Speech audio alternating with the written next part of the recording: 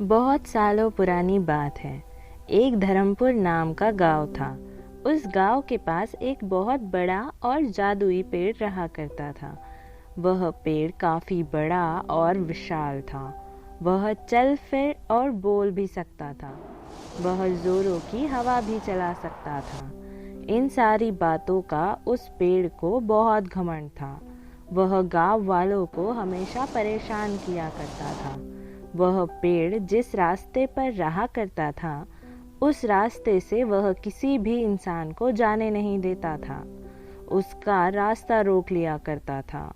वह बहुत तेज हवा चला दिया करता था और अगर रात का समय हो और वहां से कोई जाए तो वह पेड़ डरावनी आवाजें निकाला करता था और उन गांव वालों को डराया करता था।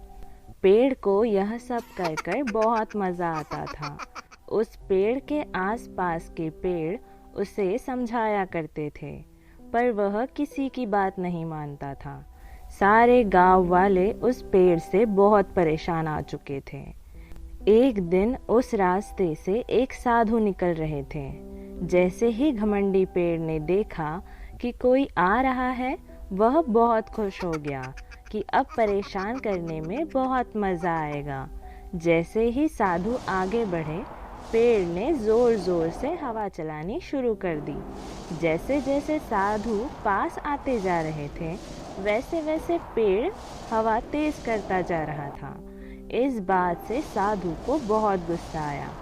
जैसे तैसे साधु पेड़ तक पहुंच गए तो दुष्ट पेड़ ने साधु का रास्ता रोक लिया और जोर जोर से हंसने लगा और बोला, बुढ़े साधु, मैं तुझे इस रास्ते से नहीं जाने दूंगा।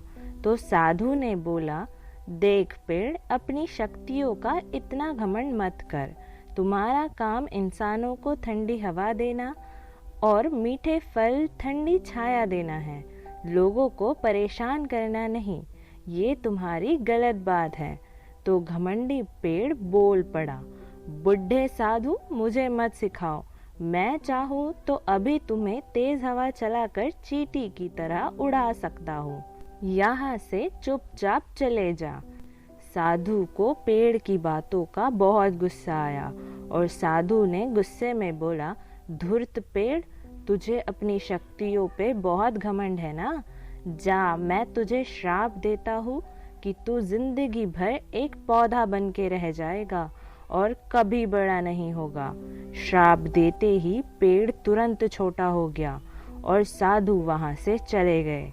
पेड़ अपने किए पर दुखी हो रहा था और अपनी करनी पर रोता रह गया।